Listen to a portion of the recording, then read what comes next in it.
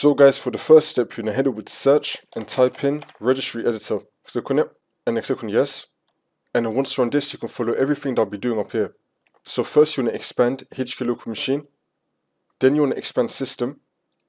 Then you want to expand current control set. Then you want to expand services. Now we're going to expand landman workstation. We're going to scroll down till we find landman workstation, expand this. And now you're going to click on the parameters folder. Click on this one time, and now this will appear on the right side. And then once you're on this, you want to right click on the white space, and then click on new, and then click on dword for 8-bit value. You want to call this directory cache lifetime. Spell it the same way how I did with the same capitals and lowercase, and then click on enter. And then once you have this, you now want to double click on it. Make sure that in the box right here, it has the number 0.